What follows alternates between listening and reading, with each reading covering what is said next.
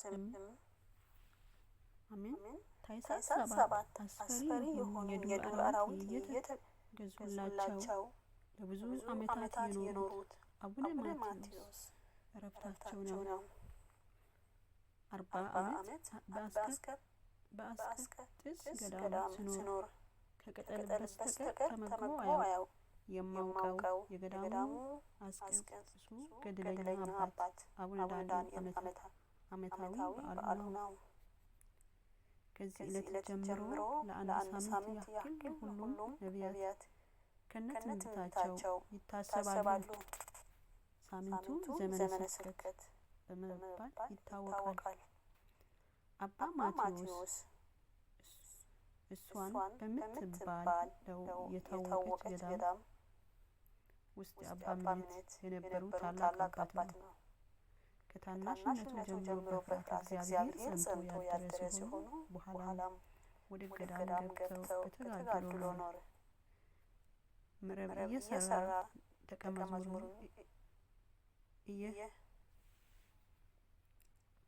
መዝሙሩን እየሸጠለት የሚያገኘው ለድሆችና ለጦም አዳሪዎች ይመጸውታል። ሴሌን እያለ በትር ተራራ ላይ ያለችው ገዳሙ በጳጉሜስ ስም መስራታት አጋንንት በአካል እየተገለጹ ይፈታተኑ ስለነበረ እርሱም በጸሎትና በስግደት ብዛት ያሸንፋቸው ነበር። አንድ ቀን እንጀራ እና በኮዳ ውሃ ይዘው በበረሃ ውስጥ ወዳለችው አንዲት ዋሻ እንዲሄድ ረድኡን አዘዘውና በማግስቱ እርሱ ወደ ዋሻ እስኪወጣ ድረስ እዛው እንደጠበቀው ደቀ መዝሙሩ ነገረው። ረድኡም ዋሻ ሲደርስ ከውስጥ ሁለት እጅግ ታላላቅ አስፈሪ አራዊት አገኘውና ደንግጦ በሩን ከውጪ በኩል ዘግቶ ትልቅ ቋጥኝ ላይ ወጥቶ እየፈራ አደረ። አባ ማቴዎስ ሲመጣ ለምን ከዋሻ ውስጥ ገብተህ አላደርክም አለው። ረዱም ስለ አራዊቶቹ አስፈሪነት በመናገር ያየውን ያጋጠመውን ተናገረ። አባ ማቴዎስ ልጄ እኔ ከእነርሱ ጋር 12 ዓመት ሆነኝ ያሳደግኳቸው እኔ ነኝ። እንጀራውና ውሃው ወደዚህ እንዳመጣው ያዘዝኩኝ ለእነርሱ ነው አለው። በሩን ከፍቶ ምግባቸውን ሰጣቸው። አራዊቱም በልተውና ጠጥተው ከጨረሱ በኋላ አባ እጅ ነስተው ወደ ዱር ሄዱ። አባታችንም ዜና ትሩፋታቸው ከታወቀ በኋላ ብዙ ደዌያንን ወደ ዋሻቸው እያመጣላቸው ብዙዎቹ ፈወሱ። ሰዎቹን ብቻ ሳይሆን የታመሙ እንስሳም ይፈውሱ ነበር። በአንድ ቀን በበረሃ ውስጥ ሲጓዙ አንዲት ጅብ መታ ልብስን በጥርስ ይዛ አልለቅም አለችው። ልብሱን እየጎተተች ወስዳ ስንጥቅ ባለው ገደል ውስጥ የወደቁ ልጆቿን አሳየችው። እርሱም ልጆቿን ጎትቶ ካወጣላት በኋላ ጅቧ ሰግዳ እግሩንም ልሳለታለች። የአባታችን የእረፍት ዜና ሲቀርብ እጅግ የከበሩ ቅዱሳን እንጦስን፣ መቃርስ፣ ጳኩሚስ፣ ቴዎድሮስ፣ ሙሴ፣ ጸሎምና ሲኖዳ የሆኑ ተገልጠውለት ማቴዎስ ሆይ በኢየሩሳሌም ሰማያዊ ትኖር ዘንድ ወደኛ ና ብለው ከነገሩት በኋላ በሰላም አርፈዋል። ረድኤት በረከት ይደርብን፣ በጸሎቱ ይማረን። ዳግመኛም በዚች ዕለት 40 ዓመት በአስቄጥስ ገዳም ሲኖር ቅጠል በቀር ተመግቦ የማያውቁ የገዳሙ አስቄጥስ ገድለኛው አባት አቡነ ዳንኤል ዓመታዊ በዓሉ ነው። ስንክሳሩ አባ ዳንኤል ታኅሳስ 7 ዕረፍቱ መሆኑን ስጠቅስ በሌላ በኩል ዕረፍቱ ግንቦት 8 መሆኑን ይጠቅሳል።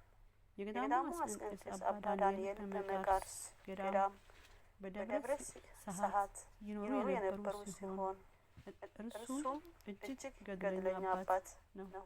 40 ዓመት በአስቀንቅስ ገዳም ሲኖር ከቅጠል በስተቀር ተመግቦ አያውቅም። በአስቀንቅስ ገዳም ዜናው ሁሉ በዓለም በተሰማ ጊዜ የነገስታት ልጆችም ወደ እርሱ እየመጡ እየተባረኩ ይሄዱ ነበር። ግማሾቹ በዛ ይመለኩሱ ነበር። ይህ አባ ዳንኤል ስሙ አንጥልዮስ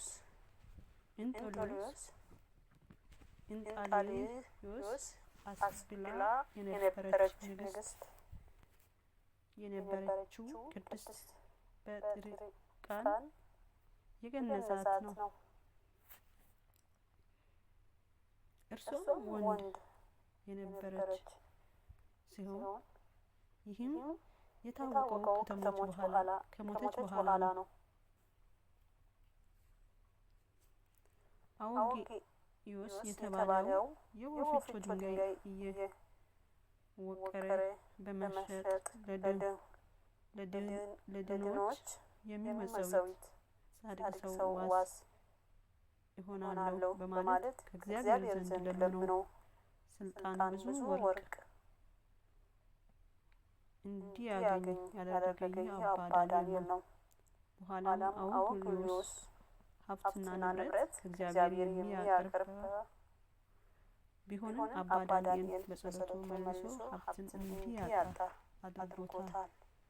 አውሎጊዮስ የሚባል ጻድቅ የወፍጮ ድንጋይ እየወቀረ እየጠረበ በመሸጥ የሚያገኘው ለድሆችና ተማዳሪዎች ይመጸውት ነበር። አባ ዳንኤልም የአውሎጊዮስ መልካም ስራ ተመልክቶ እጅጉን ደስ ብሎት ለአውሎጊዮስ የሀብቱን መጠን እንዲጨምርለትና ይበልጥ እንዲመጸውት በማሰብ ወደ እግዚአብሔር በጸሎት አሳሰበው።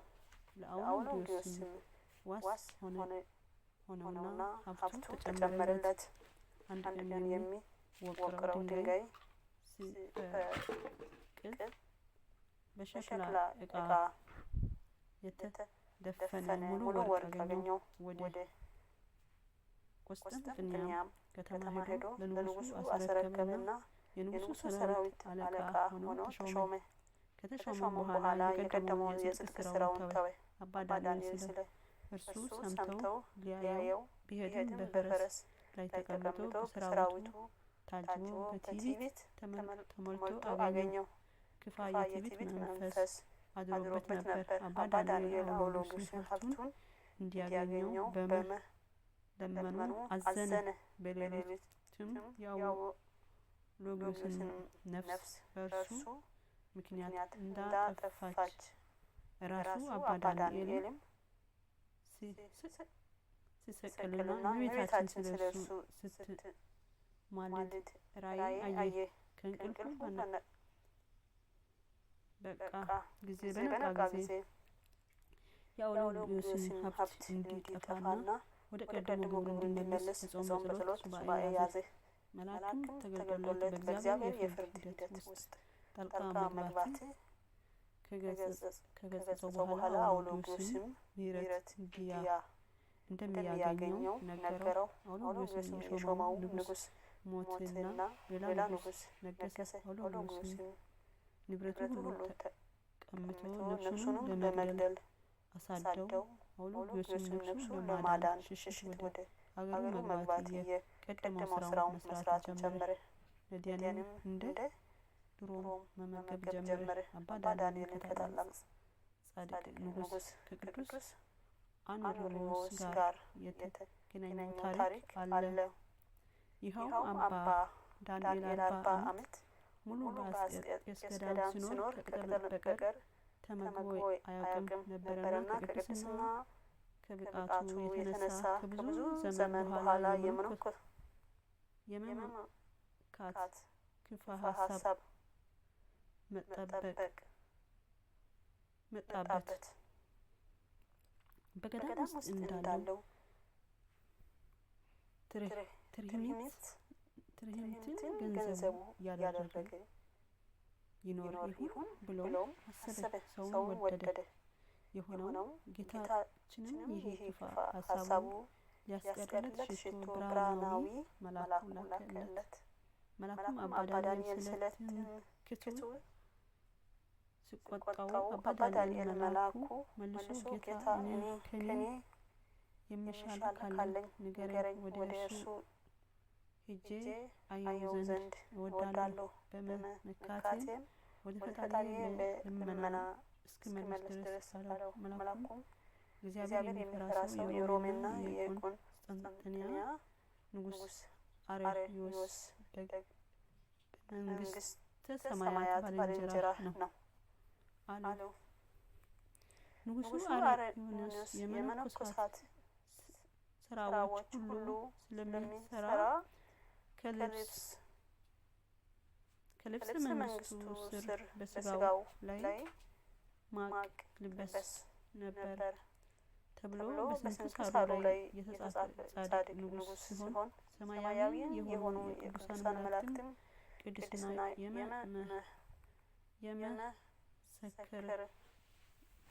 የመሰከሩት በንግስና ያለ ታላቅ የእግዚአብሔር አገልጋይ ነው። አባ ዳንኤል በሰማ ጊዜ መሬት ላይ ወጥቶ በራሱ ላይ አመድ ነስንሶ የዚህን የሮም ንጉሥ አርዮስን ግብር ያሳየኝ ዘንድ ጌታችን ለመነው። ደመናም መታ ነጥቃ ወሰደችው። ንጉሡ አኖሪዮስ ደጅ አደረሰችና ንጉሡ በዙፋኑ ላይ ሆኖ ባየ ጊዜ ከግርማው የተነሳ አይቶ በታላቅ ፍርሃት ውስጥ ሆኖ ከእግሩ በታች ሰገደለትና አኗኗሩን ይንገረው ዘንድ በጌታችን ስም እማጸናለሁ። ንጉሥ አኖሪዮስም ስለኔ መምታት በእጅ ስራይ ደግሞ የሚያገኘው በቀር ምንም ሳይበላና ሳይለበስ 40 ዓመት እንደሆነ ስለትቶ ታቶሽ ሽጦ ካገኘው ውስጥ ከዕለት ምግቡ መግዣ የሚተርፈውን ለድሆች ለጦም አዳሪዎች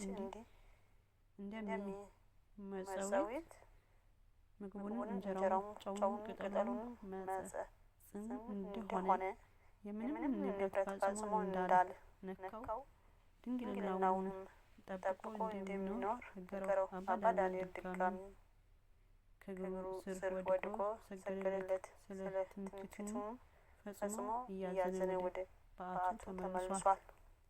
አባ ዳንኤል አንድ ቀን ከረዲው ጋር ወደ እስክንድርያ ሲጓዝ ስሙ ሚራክ የሚባል እብድ አገኘው። ብዙ እብዶች ይከተሉ ነበር። እርሱም ለአገሩ ሰዎች ሁሉ በእውነት ያበደ ይመስላቸው ነበር። አባ ዳንኤል እጁን ይዞ ወደ ደቀ ጳጳሱ ወስዶ ትሩፋቱንም ተጋድሎውንም ነገረው።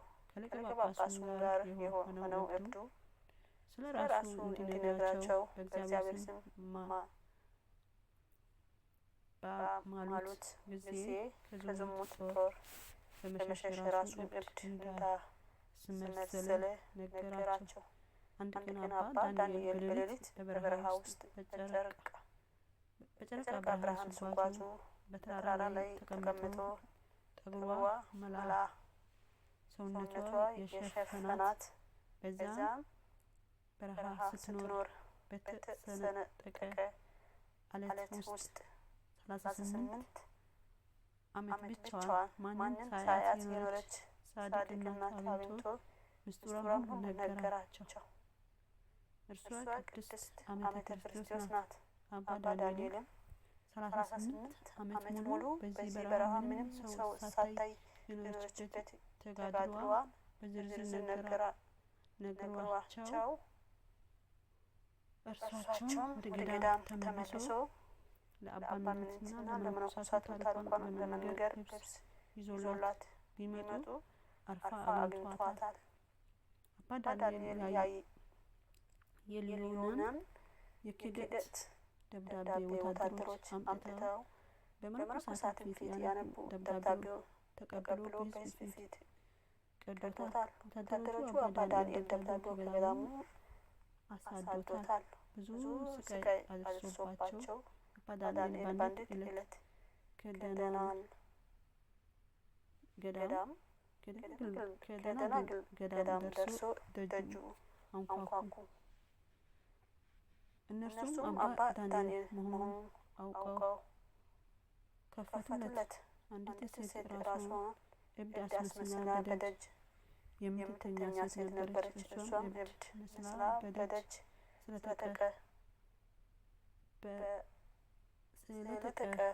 ስለተቀመጠችው ሴት አበምኔቷን ሲጠይቋት እብድ መሆኗን ነገረችው። አባ ዳንኤል ግን እብድ የመሰለቻቸው ሴት እብድ ሳትሆን በድብቅ በታላቅ ተጋድሎ የሚኖሩ ቅድስት ሴት መሆኗን ነገሯት።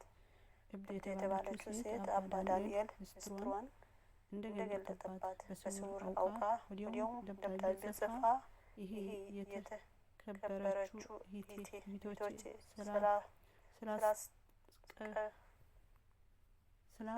ስላስቀየምኳችሁና ስላሳዘንኳችሁ ይቅር በሉኝ ብላ ጽፋ ደብዳቤውን አስቀምጣ ጥላቸው ጠፋች። እነርሱም ከዚህ በኋላ ዳግመኛ አላዩአትም። ደናግል ወደሚኖሩበት ገዳም አንድ የወንበዴ አለቃ ሰይጣን አስነስቶት ወደ ገዳሙ አባ ዳንኤል ተመስሎ ቆቁን ደፍቶ በሩን አንኳኳ። ደናግሉም ሊዘርፋቸው መምጣቱን ምንም ባለማወቅ ይልቁንም አባ ዳንኤል መጣ ብለው በሩን ከፈቱለት እና አስገብተውንም አጥበው በበረከት ብለው እግራቸውን አጣቢ ቤታቸው ላይ ረጩት። ከመካከላቸው አንዷ ዓይነ ስውር ነበረችና ዓይኗ ወዲያው በራላት። በዚህም ደናግሉ እጅግ ተደስቶ አባ ዳንኤል አንተ ንዑድ ክቡድ ነህ ብለው ሰገዱለት። ይህ ጊዜ ሽፍታው አለቃ በጣም ደንግጦ በመጸጸት ወደ አባ ዳንኤል ዘንድ ሄዶ ያደረገው ሁሉ መናገር ንስሐ ገባ። መነኮሳት በታላቅ ተጋድሎ መኖር ጀመሩ። እነርሱ ተአምራት እስከ ማድረግ ደርሶ በሰላም አረፉ። የአባ ዳንኤል ተጋድሎ ተአምር ምንም ቢጽፍ የማያልቅ አይደለም፣ የሚያልቅ አይደለም። ራብቱ በደረሰ ጊዜ ጌታችን ታላቅ ቃል ኪዳን ሰጥቷቸው ቅድስት ነፍሱ ወደ እርሱ ወስዶታል። የአባ ዳንኤል ረድኤት በረከት ይደርብን፣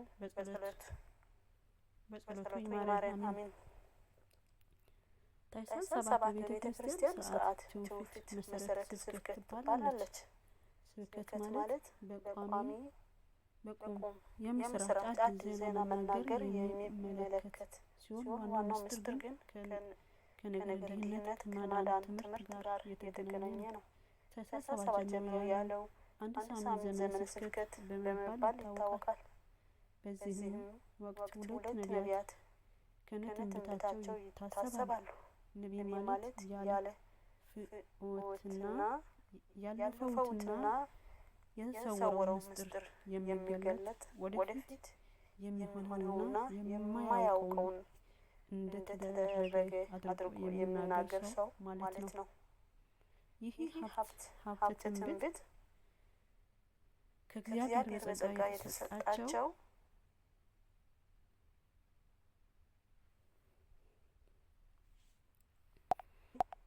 እንዴት አረቅ ይመክራሉ፣ ይገሥጻሉ። እግዚአብሔር አምላክ ለአዳም የሰጠው ቃል ኪዳን ማለትም ከ5 ቀን ተኩል 5500 ዘመን በኋላ ከልጅ ተወልጄ አድንሃለሁ የሚለው ቃል ኪዳን በማሰብ ቅዱሳን ነቢያት ዘመኑን ወደ ታች ይቆጥሩ ነበር። እግዚአብሔር በገለጠላቸው መጠን ስለ እግዚአብሔር ስሙ ሰው መሆኑና ዓለምን ማዳን ትንቢትን ይነገሩ ሱባኤ ይቆጥሩ ምሳሌ ይመስሉ ነበር። ቅዱሳን በነቢያት የመሲሁን መምጣት የጠየቁ በጾም በጸሎት